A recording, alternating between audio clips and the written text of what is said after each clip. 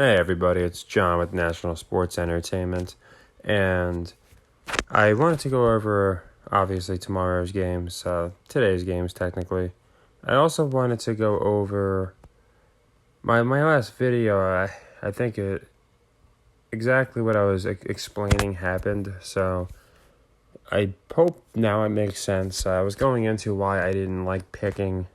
I know it's fun to play every game, but I was getting into a routine my last few videos of really extending our picks beyond the handful that I like, making like 7, 8 picks. And then what happens is it eliminates our ability to pick our spot like tonight. So that's the reason I want to just stick with that. And I'll still, if anyone wants, again, help on a particular pick, I will provide it. I feel like playing Bulls, Celtics, Clippers, Spurs, a lot of these games, Heat, Pacers, Cavs, Pistons, we're really just tossing a coin. And you can say that with all the games, but I think some were flipping less of a coin. For example, the Nets, when I saw that Kyrie Irving wasn't playing, I was immediately intrigued. And I want to get back to that. The Knicks going against a Hardenless Doc, who we know how Doc is portrayed when he doesn't have a star. They lost the last play of the game. They got a bad 3-point look. So, again, I think that narrative is going to continue to spin, that Doc doesn't have it. And overall, I think we were over the target. We're off on a couple. And the Mavericks is another shame because that one, the odds were close enough to basically bet the money line. I went ahead and bet the spread. I didn't think. I figured, I guess, winning at the buzzer and winning in a 2-point game, 1-point game is entertaining for the crowd. But usually, when you have an MVP like Luka, this far in the season, you have a couple home clinics. They've only had one that I know of. So I just thought they would get that win at home. So we were off on that one, unfortunately. But as far as the Knicks, we hit them. Blazers came through on the money line. And the Wolves, I'm it's weird. The one narrative that they have not continued from last season to this one, and maybe they're waiting until the playoffs, or maybe they're waiting until it's a little more relevant. But the Chris Middleton injury has just completely fallen off the map, and suddenly they don't need him anyway. When last year they were having a very hard time explaining how the Bucks were advancing in the playoffs, and then when they lost to the Celtics, it was explained away. This is what happens when you don't have a Chris Middleton. Well, apparently they don't need him. They got Drew Holiday and Giannis just like before, and even though they're being portrayed as a team that is just kind of, I guess, overinflated, you still have Gobert, Cat, Edwards, and Russell. So it is weird that they're not pushing the narrative that the Bucks don't need these guys. So I'm thinking we don't hear about that until the playoffs come around, and then they'll have Middleton back, and that might explain that they'll say, like, you'll hear it. I mean, even when he returns, like whenever he does return, you're going to hear, see, this is where they missed Middleton. But it's just kind of weird because they haven't missed Middleton, so I'm not sure. It's the one narrative that really hasn't lined up. Almost every other narrative has, if you notice, has lined up with the team, like the Lakers not being able to click, so they get blown out every game. The Harden not playing, the Nets because of the coach. All these teams are their records aren't that good. Even the Celtics, who had put Emi Udoka on the 5-3 is not a stellar record, but yeah, the one that record that's weird, that's just not indicating that this team needs Middleton. And it's funny because they really pushed that narrative last year. Like they were such a different team with and without him. So I do find that interesting that they're just blowing good teams away, not just bad teams. But yeah, so we had a good day overall. I think we're getting back on track as far as, again, basketball. A lot of these games, including the two I picked, but I picked them coming off of pretty big news. But a lot of these games we're going to be seeing repeats of. Warriors, Pelicans, even Blazers, Suns, which I play, and Jazz, Lakers. So I just try and stick to if it's a nice metric or if it's a nice story. And real quick, if anybody has vindicated me, just as far as, of course, I never claim to, be always over the target, because you see there's streaks where I miss a lot, and I'm the first to admit that. But there is one team that I feel like they are definitely making a point of letting the world know is not to be messed with, and that's when you have a dameless, antless Portland team winning in Phoenix. It's just not something that happens often. Not a lot of teams win in the Valley. But you can see Grant is being... And Nurk, too. Nurk had a really good game at the end. I was just checking on... Sharp hasn't even gone off yet, and these guys are going nuts. So just imagine when Sharp starts going off, and, Nas, they don't even have time to give these players minutes. That's how deep they are. You could see the bench. So I think that gets pushed in the postseason and later on in the season as to why this team's so good. You can still get in on them. I put a ton of bets on this team at the beginning of the season, just because and some in the middle. This one wasn't that long ago, but I put a bunch on them just to win conference champ. Not a lot, but just adding up, a few bucks here, a few bucks there, and it's all just because I think the Blazers are a good team. I didn't just put one or two bets. Every time I had a few extra bucks, it went on the Blazers, and it's just because I really do like their odds this year. I put some other ones on there too, but mostly all over the wins. They're still only at 43, 44 wins. I think they beat that. I honestly think they're going to finish as one of the better teams in the West as far as record. I think they would be a good team, because I think it would explain why they'd get farther than they should. As good as I think they are, there are teams that it would be hard to explain away them getting past in the playoffs. But I do think they win the Western Conference. I had them playing the Clippers. This was last year at the end right after the Warriors ended. I had my predictions, and it was Blazers-Clippers. So Clippers not aging too well, but there are two teams that I felt like were fresh and had players that are very marketable, and it just made sense. On the other side, I'm thinking Bucks, Sixers, but we'll get into that more another time. So that's as far as basketball. I feel like the Blazers' long-term story is holding up, which is nice because we can make a lot of bets on them going forward, kind of knowing, in my opinion, that they're not going to just lie down any game. They'll probably cover big spreads. Of course, you'll have your trap games, but they're definitely being pushed this year. So going into our games, some of them are relatively simple. For example, here, we have two right off the bat, TCU and Tulsa, right? And I like these two games for a similar reason. I like Tulsa with the 7. I might buy the half to beat Tulane. And the reason for that being,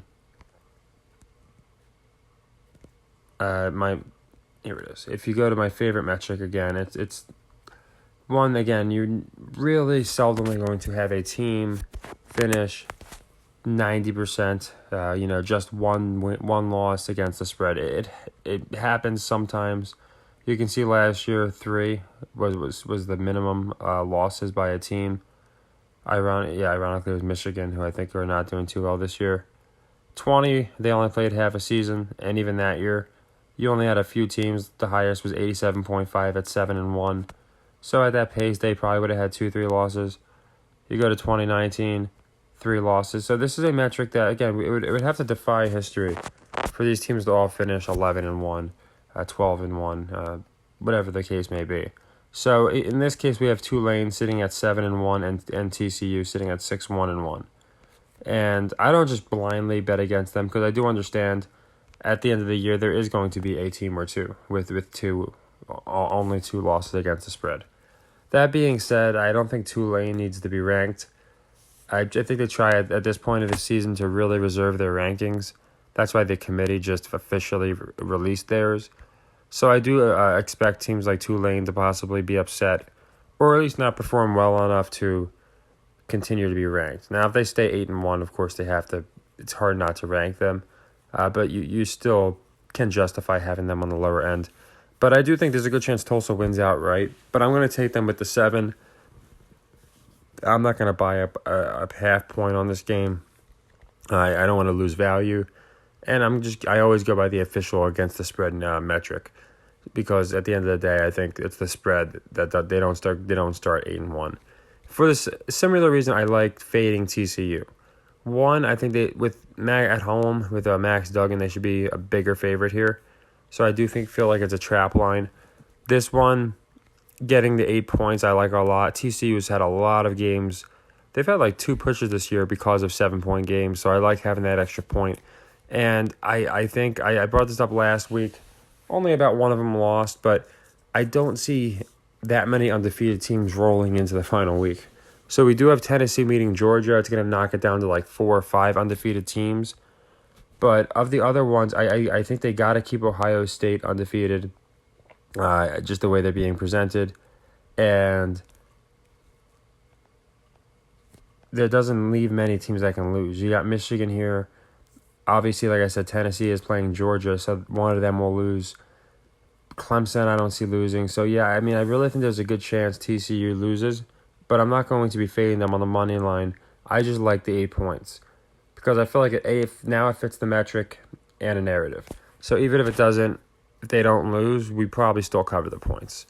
So, I like TCU plus 8 on Texas Tech here a lot, and I like plus 7 for Tulsa here a lot. And again, they're both because of the metrics and because of the narratives.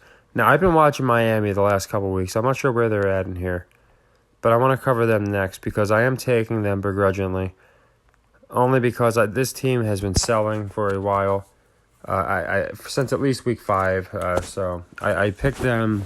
There, you see, they're getting 7.5. I'll tell you a funny story if you don't know it. Last week they played Virginia, and they were giving up a modest 2.5. And it had moved from, I think 1.5. And, of course, I was thinking, this is a little shady. Should I just do the 2.5 or the money line? So I did the 2.5 thinking, what are the odds? And if you don't know, this team was incapable of scoring. They literally get the ball every possession at their own 20, move it to about the opponent's 40. Then they just completely forget how football is played and they punt it, right? So this happened literally until quadruple overtime, where they officially won by 2 points and, of course, did not cover that half point. So I bring it up because this team has just been horrible. I think they're 1-8 against the spread. That changes, I do believe. A lot of people are going to be on Florida State in this game. And I don't think, at this point, I don't think either team is being cared about too much. If you notice, the Florida programs are really not doing too good. So I think they're focusing more on the basketball program, or just realizing there's other markets that are up and coming. So I do think Miami covers this trap spread. One, because I just don't think they continue that bad against the spread. And two, because I think way more people are going to be on, even with the 7.5, even on the road. I think a lot of people realize when you're in Florida and you go into another Florida school. I played, at the high school level, and I didn't play much in college, but I was still able to travel with the team, and I can say it really doesn't feel like a freaking road game when you're going a couple hours on a team bus. So I wouldn't call. These two are actually pretty far from each other, but you get my point. The geographically, but as far as the schools, when USF's playing Florida or Florida's playing Miami or any of these schools play each other, I really don't think it's considered a road game. They talk about it in North Carolina all the time when Duke plays in Raleigh or whatever the case may be, or when NC State plays in Chapel Hill. They say it's not really a road game for these guys. So my point being, not a true home game. Getting 7.5, horrible against the spread this year, and I think a lot of people are going to be fading them. I do like Miami with the 7.5 here. Now, here's one I find interesting. It's got upset potential. Like I said, I didn't see Clemson losing, but by those same standards, I think there's 3 teams ahead of them as far as popularity: Tennessee, Ohio State, Alabama, and you could probably argue Georgia, and probably Michigan. So if a team had to lose, I think it would be Clemson. So I also do like Notre Dame with the 4 points. Nothing has shown me that they should be 4-point favorites. They played well last week. But again, against Clemson, who's undefeated, I think most of the public's going to probably take Clemson here, maybe buy it down to 3, something of that nature. Maybe take the money line. So it looks like a trap, and it fits my metric of having only about 3 undefeated teams going into week 10. So that being said, I'm sorry, is it week 11? I think it'd be week 11, right? Yeah, so week 11. So yeah, I do think that in this game, where are they at? I think there's a good chance that Clemson is upset. So I'm going to take Notre Dame with the 4. And again, it's the same reason as I'm fading TCU. I think there's a very good chance one of those two loses. So what I will probably do is, since TCU is a 12 o'clock game, sequence 1. And I'll put these all on my Discord. I know it makes it easier. And I'll try and get them in the comments too. But if really, it's just TCU is going to be a first sequence here. And should they not cover, the second sequence that I like is going to be Notre Dame with the 4. So I'm taking both with the points, but I'm doing it with basically it's my secondary measure. I think there's a good chance they get knocked off that undefeated record, and if they're not to, the spread looks like a trap spread anyway. So they fit both criteria. So to go over the games I like, and then I'm going to top it off with my Tennessee pick, which is probably biased, and I could, it's not too different than the Blazers. But I do like Miami to cover here, 7.5. I do like Notre Dame to cover 4. That might be a second sequence. We'll have to see how the other one goes. I do like fading Tulane wherever they're at. There it is. I like taking Tulsa here with the 7, and we're going to be taking Texas Tech with 8 points. So those are the ones that jump out to me that I like right away. And then the other ones I like are over-unders. I like the under on Houston and on LA Tech. Again, because if you look at the metric, and I just saw them a second ago, and the other one was Memphis. So just so you know, it's those 3 games. And again, it's for this reason. If you look at the over-unders, same principle as before, and you can see Rice actually just hit over the weekend, or I think it was Thursday. So they're 8-1. I'll be fading them next week on that. But LA Tech, Memphis, Houston, and you got Arkansas in here too. But I was looking more at their opponents as well to see which ones also had higher records, higher overs. So Houston, Memphis, LA Tech, I really do like taking the under on. And I saw Houston was on the road. They're playing SMU. To me, that's a good game. I've watched SMU this year, and they're not really a team that picks it up on offense. So I feel like the pacing makes sense here anyway. So I do like the under on Houston SMU, as I do the under on UCF Memphis. And then here it is, LA Tech here at home. So I like the under on those 3 games. All these, again, would be first sequences.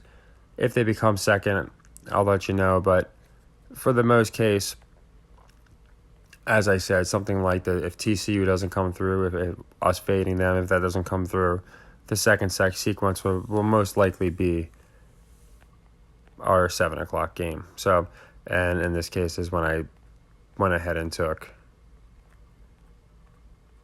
I'm sorry, it might be a 3 o'clock game. Let me see where they're at. I think they moved to the right side. It was the other undefeated team. It was Clemson. It was Notre Dame. Here we go. 7:30. So, yeah, Notre Dame. So, those are all the picks we have. And then there's the most popular game, of course, in my opinion. Georgia, Tennessee. Who is funny, I don't recall seeing them. I know they play at 7. They should be right in here somewhere. But I know they're basically the game of the week. And I do like Tennessee. Oh, they play at 3:30. Cool. All right. I do like Tennessee. It seems like a trap. I wish they weren't ranked number 1. It really annoys me that they are, because back when they were ranked number 8, I was telling people about them. This is another one. I'll tell you, between political futures, wrestling, and some of these basketball futures. I have hundreds tied up, but I was picking Hendon Hooker on quite a few bets here to win Heissman for Tennessee to win. I'm trying to find them just to show you I wasn't just telling you guys. I really did believe that Hendon was going to win. I can't find it now. Here's the Tennessee. They were getting 8-1 when I placed that wager, so that'd be cool if that came through. And this should be my Hendon one. It's Blazers. I also have one on Hendon winning the Heisman, but the odds aren't as good right now. But now they've been moved to the ranking of 1, and I feel like a lot of the public's going to be on them now.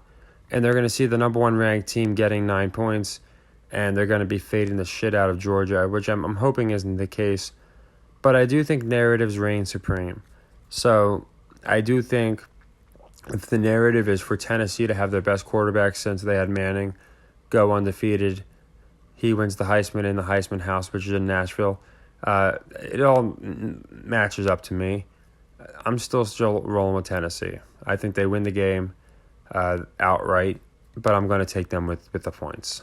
So if you really wanted a good, maybe a parlay booster or just a good pick outright, for me, getting 2.5-1 with somebody that I think is the NFL's wet dream for a quarterback, I definitely like Hendon Hooker. So those are all the games I like for college. I wanted to top it off with Tennessee because I think that's basically going to be the one most people are looking at. But to me, I look at all the games the same. I try and look for narratives. And here, I think the narrative of Hendon Hooker sells way more than Georgia.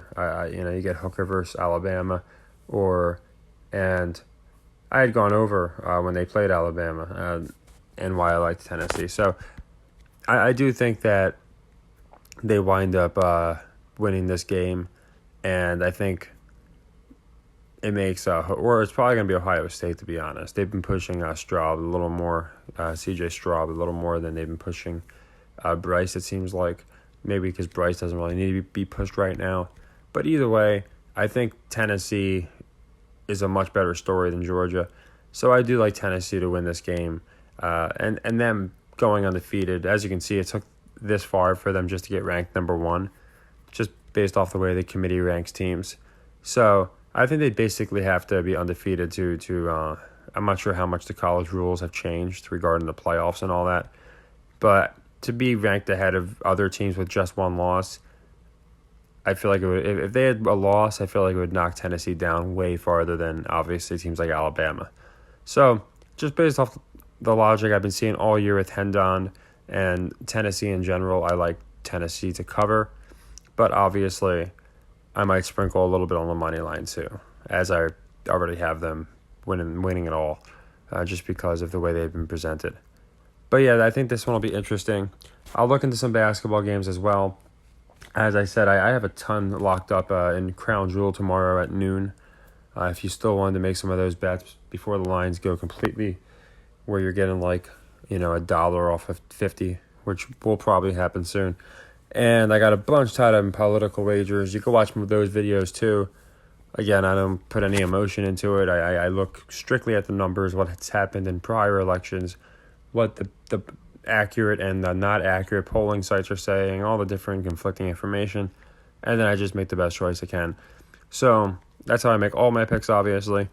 I might show a little bit of biases like with the Blazers sometimes, but it's usually just because it's something I do believe in. It's not just because I like the certain player. But yeah, I hope you guys, are able to do good tomorrow. I think we're going to have a good day tomorrow.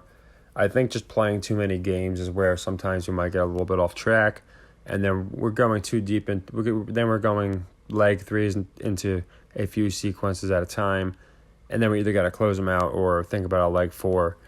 So I like playing just the games I feel really comfortable with. That's why there's a lot of good games coming up this weekend. I know people want to hear about all their different favorite schools, but I just went over the ones that I really like the metrics on. But if there's one that you want, just let me know and I'll give you my opinion on it. So take care and happy earnings.